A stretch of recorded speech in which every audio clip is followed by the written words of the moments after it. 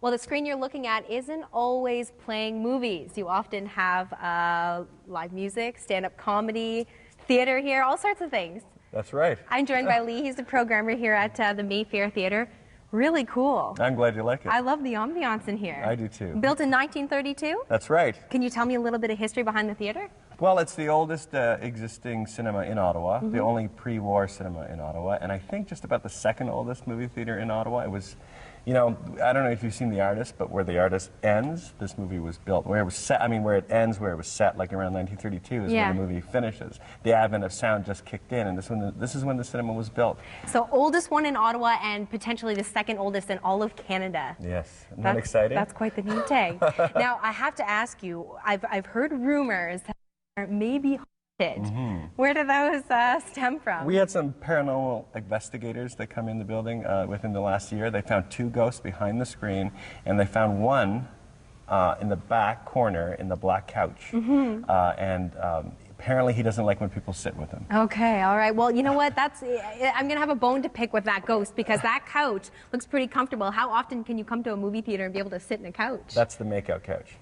That's the couch where people don't watch movies. Oh, great. All right. So tell me a little bit about the interior. Just seats a couple years ago. Yeah, 4 years ago when we took over the business, I hated the seats, so I urged my partners to remove all the seats, and we put in these new seats that came from a closed-down theater in Sarasota, Florida, and I love these seats.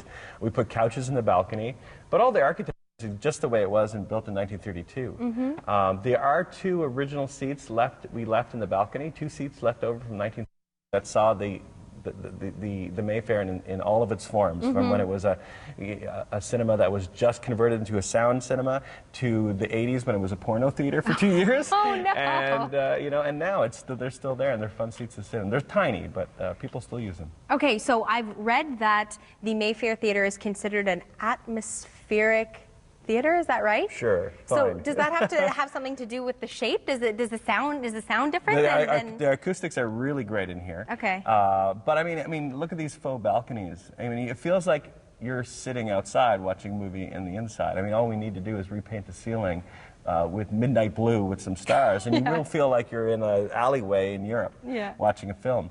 I guess that's what they mean by atmospheric. But all the new movie theaters today are built with like those stadium seating chairs, and people love that. But what it does is it kills the sound. You're not supposed to listen to movies sitting behind rear speakers, and that's what you do sitting in theaters that are built with stadium seating. Right. Sloped floors in a movie theater is the way you're supposed to watch a film, acoustically and visually. Everything about those chain theaters, it's a lie. Don't believe anything they say that's good. 3D, IMAX, it's all a lie. Even their popcorn they're popping.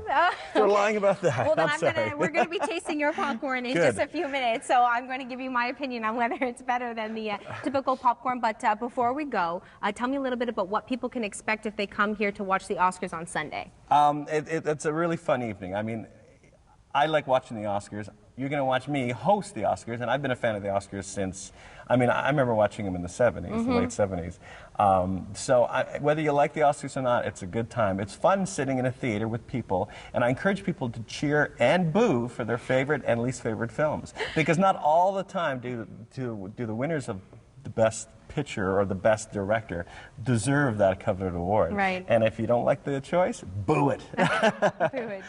Okay, well, if you have a membership, then you get in for free. Otherwise, you can buy a $10 one at the door, right? That's right. Okay, so a little bit later in the show, we're going to talk about some of the prizes. I heard there's prizes to give out. That's right. And there'll be snacks and drinks and a whole lot more. So we'll tell you a little bit more about that coming up on CTV Morning.